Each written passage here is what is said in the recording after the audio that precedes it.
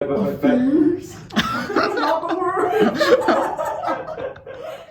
guys, this is Richard. So today is a very exciting day because I'm meeting up with some of my upper year friends and I'm gonna be asking them some really interesting questions. I really can't wait to hear what they have to say about UofT, and I already know this is gonna be a good video. I'm meeting up with them in about 20 minutes, so I'm gonna have to get going. So let's go.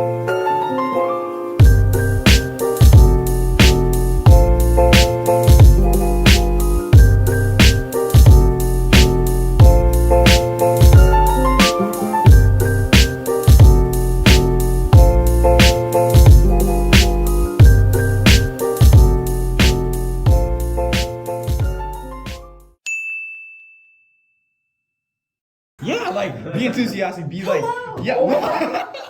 Hi, my name is Mavish. I'm going to my fourth year and I'm doing a specialist in public accounting. And I'm Will. I'm entering my fourth year as well and specializing in management. Hi, I'm Ben. I'm going to my third year and I'm also specializing in management. And we're the RCSA Executives of the 2020 to 2021 school year. I'm the president. I'm the vice president. I'm the treasurer. I'll go first because y'all are wussies. Okay. My GPA is 3.44. Whoa, okay. Which is probably the lowest here, but whatever. Mine is 3.75. What? I have 3.73. What? They all have like really high GPAs. Except who's the president though? Oh, okay. Honestly, I get like 3 to 4. What? Yeah, like I'm not even Oh my god. What? I come home from Toronto at like 1 a.m. and then I go to sleep and I wake up at like 7 a.m. This is not exams here. Yeah. This is just 3 to 4? Yeah, like I'm dead serious. I'm not even kidding. So I'm more around like 8 hours. Jeez. That's normal. That's On a normal. regular school day when I'm like skipping class and stuff, it's like 8 to 10. Alright, what about during exam time? Watch Mavish be like none. Actually, joke's on you. I don't actually study for my exams, so I still get the same amount of stuff. Wait, so you don't cram for exams, you just... I do cram for exams, but it's not like I'm gonna pull. Actually, I would pull an all-nighter. I'll do like 1 or 2 days where it's just like I don't sleep at all. Jesus. I'm on average, I think during exams still a lot compared to most people, probably like 7 hours. What? Yeah. That's actually a flex because he has 3.75 GPA, but he gets 7 hours of sleep. Okay, depends how close we are to exams. So like, let's say if I'm a week away, I'm getting like 6 to 8 hours of sleep. Like Okay. Normal. But then like the 2 days before, I'm getting like 0 or like Yeah. 1 hour. Like I'm napping on the couch, not my bed. Oh my. What is good about UofT? The people. The people. I think one thing is abundance of opportunities, especially in first year. There's this big event like a club fair in the middle of King Circle, and there's essentially clubs all around the entire King Circle just to show kind of how many opportunities there are. And Actually, I can build off that. It's like, I think the one big thing is, I'm not gonna relate to what I do, it's just that UofT has this like name international. So like, for example, like when I was talking to my boss, he was like, oh, UofT's the only school I know in Canada. And I was like, okay, like that works. And the location, like Toronto's like really cool to like just eat out whenever. I think personally, yes. In my Affairs and RCSA.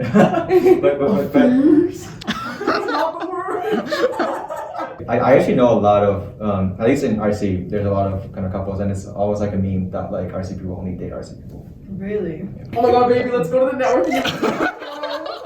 Okay, so you can find love at UofT. Sure. Most of my French profs, like, yeah, you already know, the French department is quality.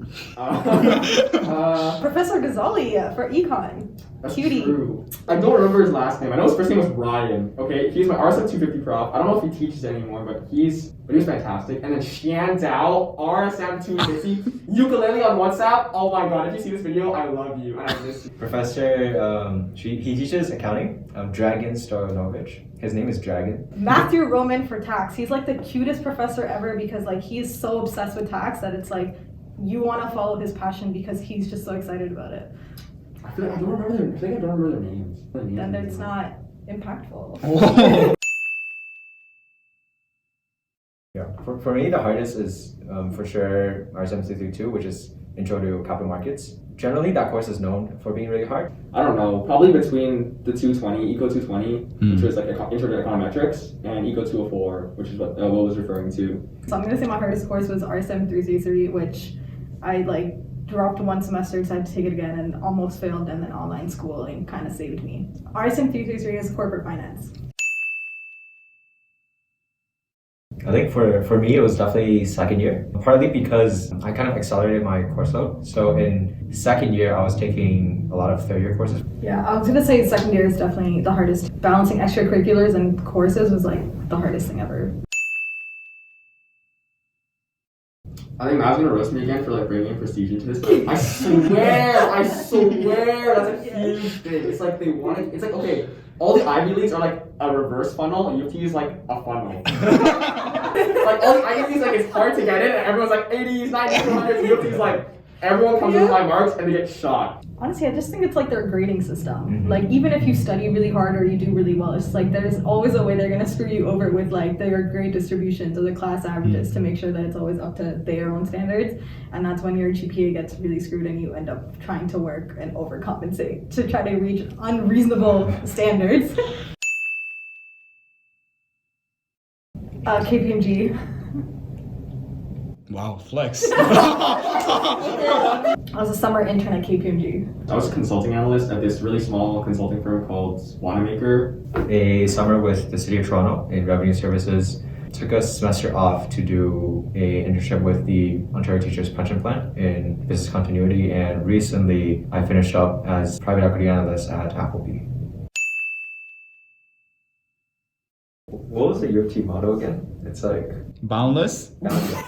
boundless. No way. No, it's bounded. Honestly, I just say it's a business. I'm That's actually gonna say that. I think That's UFC a is a good business one. in terms of just take your money and the rest is whatever to them. I think I would actually say it's a maze, like a really difficult maze. I mean, a maze with a couple exits, but multiple, like tons of dead ends. Navigating UofT like successfully, I think is really, really difficult to do. And like, there's tons of paths where you can just turn into the wrong place or like just feel so stuck. But I think there are ways out, but they might be really difficult to find. I think for me, probably preparation, because whatever you want to pursue, there's something in the university. They're not going to guide you towards it, but if you can find it yourself, that preparation is there for you. Yes. I feel like in my first year, like I was like very much trying to find like a group or like a area where I can like find friends, and I don't think there was like a set way where I could like build friendships.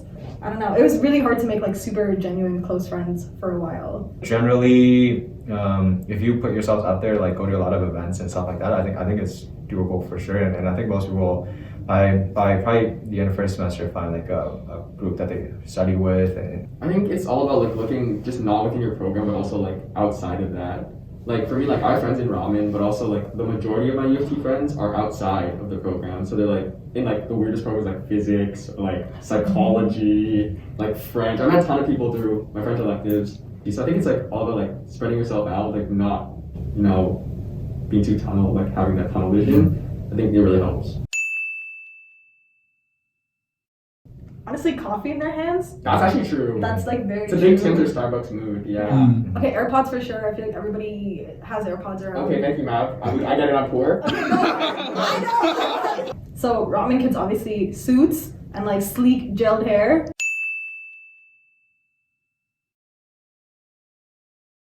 Go to McGill. probably try to get to know more people.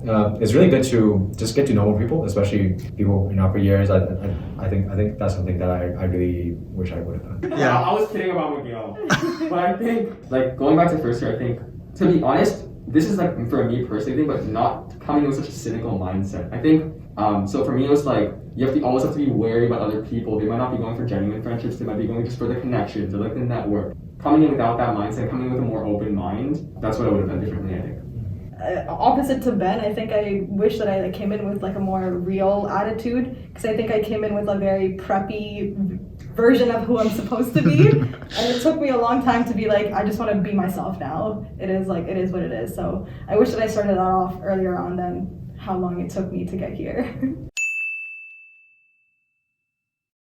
No, I mean, like, no matter what we said in terms of like the downsides or like the things that we've experienced, honestly, like, it's something that we make fun of, and like we look back and like it's kind of funny, hilarious, laughy, even though like it might have not been some amazing times. But like, I would say to like not fall into the pace and pathways of other people. Because especially in Montman, it's like, oh, everybody's doing an internship this summer, I have to do an internship this summer, or like everybody is going to like finance and econ to like get the best jobs or whatever, I have to do that specialist or whatever.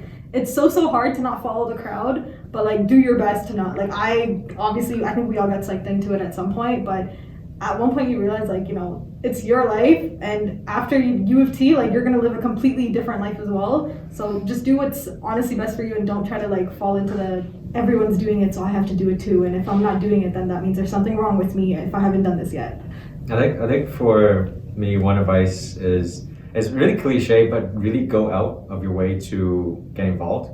At least in our year, there's probably only like 200 people that I see frequently at events and things like that. And I think definitely be one of those 200 people and really get involved. And also, a lot of people join a club in their first year and then they just stay in it for all 4 years. Obviously, that's super great, and that's what I did with RCSA too.